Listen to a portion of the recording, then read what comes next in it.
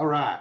So we're going to go through this real quick. First of all, this is not medical advice. This is just physiology. This is just biochemistry, which by definition makes it not medical advice. Anyway, so we're going to go through this, ask questions later. I don't have a lot of time to get through all of it. Anyway, the beginning of this is when we're starting to look at diabetes from a chemical standpoint.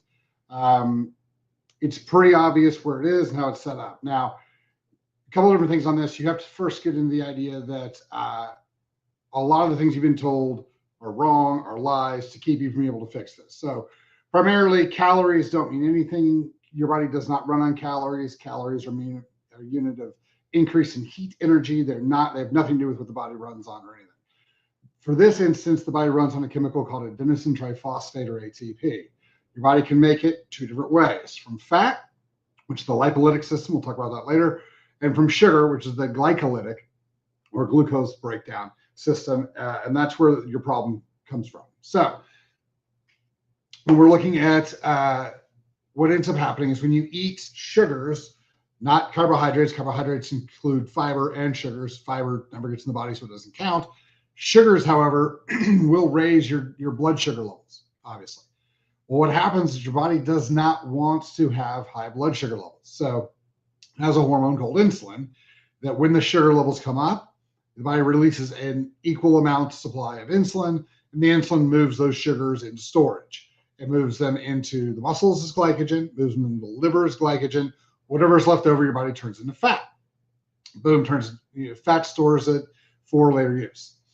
So what ends up happening is your body, if you have lots of sugars all the time, you're consuming large amounts of sugars all the time, your body has to make a lot of insulin all the time to move those sugars constantly.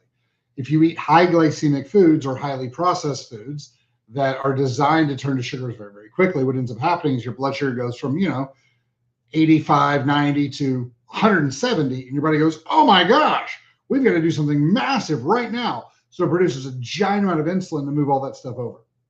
Well, so what ends up happening is that when we're constantly consuming these drinks, these foods, these mints, these candies, whatever, we have all this sugar going on all the time. And so your body produces all this insulin all the time to move that sugar. What ends up happening is that when your body is constantly being hit with levels of insulin, it kind of quits listening to it. So the best way to explain insulin resistance to you is, so if you've ever been baking anything, so let's say you're making bacon, it's in the oven, that whole thing, and you're like, I can kind of smell it. And you go out to the garage for a minute or two. When you come back inside, you're like, oh my gosh, this whole house really smells like bacon. Well, what happened was that you were desensitized to it. And so you were not getting the full effect of the bacon. When you left and started breathing normal air that didn't have bacon smell in it, when you came back, you were like, oh my gosh, there really is a lot of bacon smell in the air. That's a really good example of how your body becomes desensitized to things that are all around it all the time. So what ends up happening is your body quits being able to utilize insulin to move sugar because it's just there all the time. And the receptors, so insulin's the hormone, it's the key. It goes into the lock that is the receptor, and the receptor makes the tissue do something. So in this case, it makes the tissue suck the sugar out of the blood. Well, when your body hears it over and over and over and it's always there, your body's like, look, this level is 10 units of insulin. I don't even feel that anymore. I don't even know it's there. My tolerance to insulin is way too high. So your body's like, all right, cool. Well, we'll make 15 units of insulin. Your body goes, whoo, I'll listen to 15 units of insulin. I can definitely hear that. And then after a while, your body goes, man, there's been 15 units of insulin in the blood all the time for a long time now. I don't really hear it anymore. So your body goes, cool. And it jumps up to 20, then 25. And then all of a sudden, your body's like, hey, I can't hear 25 units of insulin anymore. And your body goes, well, I can't make any more than that. And so what ends up happening is we have high insulin and high sugars. And so that's when we finally pull the blood, because no one checks fasting insulin. That's when we finally pull the blood and they go, oh, your fasting blood sugar is 120. You have diabetes. All right, cool. So remember, the body's trying to make ATP because it doesn't run on calories. It's trying to make ATP. And so the easiest way to then back off this is to quit giving your body sugar, thus radically reduce the amount of insulin. Now, this quandary we're not going to spend a lot of time on. There's a lot of little things about how you actually reduce the amount of insulin your body is dealing with. There's all sorts of things that are in the ones that the Diabetes Association loves, the Russell Stover's sugar-free, full of maltitol, which causes insulin spikes that they know. And so it's not going to fix your diabetes, but it does give you that nice, I got some sugar stuff. Or sleep apnea. There's lots of little things that create insulin spikes that you got to deal with if you really want to fix this. But chemically, we're just going through that right now. So what ends up happening is what's going on is you're eating all these sugars, but your body can't get them into the storage. They can't get them out of the blood system because your body quit listening to insulin due to its insulin resistance. So what you do is you start using fat as a fuel source. Again, the shift over requires some functionality, but you start using fat as a fuel source. And so as your body moves over to both fat and protein as fuel sources, what ends up happening is that your body doesn't produce all this insulin. And so this insulin resistance over time starts calming down, just like when you went into the garage or you went out of the room, you breathed normal air, when you came back in, you're like, oh my gosh, there is actually a lot of bacon smell in the air. So what ends up happening is that over time, your insulin receptors heal, and all of a sudden your blood sugars come back down where they're supposed to be, your insulin production comes back down where it's supposed to be, and you're fine. So this is one of those big things where we start moving people into a low glycemic or a non-insulin producing diet. This is how you start walking back diabetes. And every single person we've done it worth its worth. So the number one thing that you can do with your diet is go low glycemic, whether it's paleo, whether it's keto, whether it's high protein, whether it's vegan, whether it's vegetarianism. Get off the high glycemic foods. If you can get off high glycemic foods, you can walk this diabetes thing right back down to zero. And you can do it with, a pretty wide diet. Like we do it with, our big thing was we're trying to find all of the different things that people didn't have to go without: cookies, cakes, pies, all that type of stuff. Yes, you will lose fat as you do this. Most people do. But the biggest thing is that it will radically change your chemistry, and that's going to change the way that the whole body works. So this plays into dementia a little bit, because if you look at insulin resistance and things you might not know, your brain produces insulin to communicate, to talk to itself. The hippocampus, which is tied to memory, obviously a dementia issue. The cerebral cortex, which is higher function, higher thought, also one of those problems we have with dementia. The hypothalamus, which is dealing with mood and dealing with goal seeking and purpose function and driving your life, that's messed up, as is the olfactory bulb and taste and smell. That's what your body uses to communicate insulin-wise. So if you have insulin resistance, even in the brain, your brain can't communicate very well with the insulin it uses to communicate.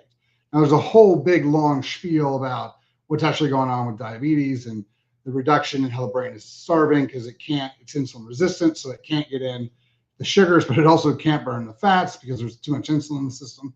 So dementia is a whole different animal that's it's like 2 or 3 generations up from just normal insulin resistance.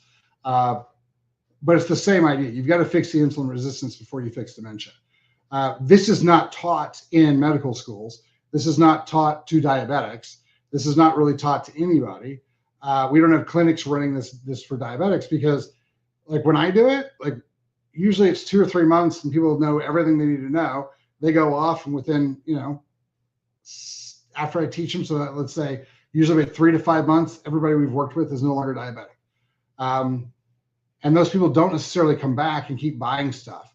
And that's why that you've never heard of this, is because, the powers that be, which is our government, the FDA, the NIH, the CDC, their job is to make sure that as many people as possible are on as many drugs as possible, so the pharmaceuticals make money, so they can pay those guys, and so that everybody else can profit off of it.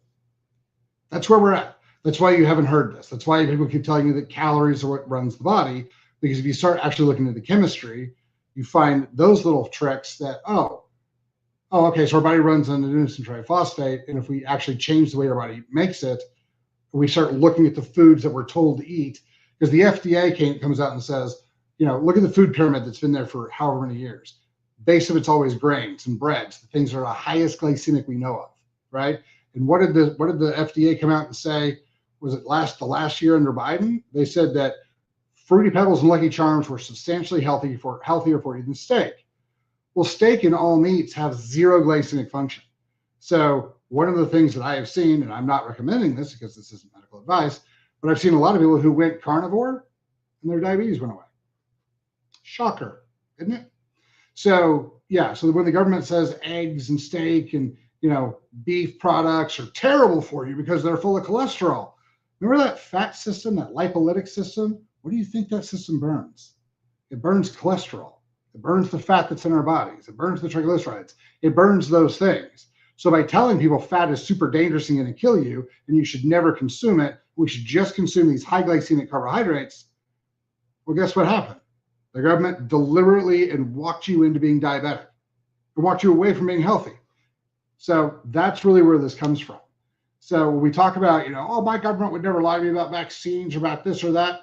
They've been lying to you about how your body works so that you wouldn't figure out how to fix diabetes and dementia for 50 years.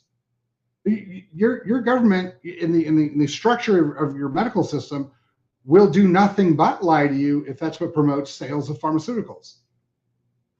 Like there's so many things that are, you can't have and you can't get, like testosterone, which is one of the most healing, it is the healing hormone. Can't get it without, big prescriptions and a bunch of hassle and stuff like that. I mean, even though it replaces the vast majority of, ED drugs, depression drugs, fat loss drugs, all sorts of sex aids, all sorts of things. Replaces all of those. Completely natural, super beneficial to the body, horribly illegal. Opioids, even though they cause an epidemic, we'll just tell people that, we're sorry for telling everybody that they didn't cause addiction and that they're totally safe and healthy. And we'll just kind of glaze over the fact that the psychedelics, which fixes the addictions that they've known about since the 50s and 60s, those are still completely illegal. And they were in a position where it was illegal to do research on them. You weren't even allowed to do research on psychedelics because they were afraid of what you might find. So that's kind of what's going on with all these things. If you guys have any questions, drop them in the comments. A lot of the stuff is just food. You change your diet, people get a lot better. It's not all we do because it's the success rate with doing, everything we do, clearing the parasites, regenerating the body, filling the body back with nutrients so that it can heal and regenerate. I've found to be substantially more beneficial overall as a holistic method. But if you've got diabetes and you don't want it anymore, check your glycemic function and drop it. I would highly recommend that you guys work with somebody who knows what they're doing on this. Unfortunately, if they've got medical doctor or MD in their title, they probably don't have a clue. They're not taught this. In fact, they're taught the exact opposite of this because they're taught to sell drugs. There's nothing wrong with those people. They're great human beings. Their education was designed to sell drugs, not to heal people. So again, not their fault. They're still great human beings. It's the NIH, the CDC, the WHO, the FDA, those guys creating a level of education directly centered around selling pharmaceuticals, not getting people better. That's really where we're at. So this functional movement thing that the functional medicine movement thing you're seeing, that's really where we're starting to get some of that stuff back. These doctors are starting to realize that what they were taught was a bunch of trash. And so they're starting to go into the functional medicine stuff that the chiropractic and the natural space has been promoting forever because they finally decided that they wanted their families to get better. And so that's what they started looking into this stuff. So if you guys are trying to figure out what's going on with your health, if you guys are trying to figure out what's going on with your diabetes, if you guys are trying to figure out why you're not losing the fat, why you're not gaining the muscle, why you're still sick, I would start looking deeper into your chemistry. And unfortunately, you're not going to be able to get a whole lot of help out of the medical community for this. So if you guys have any questions or anything, hit us up, questions@chalmerswellness.com. Drop them in the comments. But that's more or less how you do it. I was trying to do this as short as possible, and I still went 5 minutes over. All right. You guys have a great day. Thanks for your time. Talk to you later.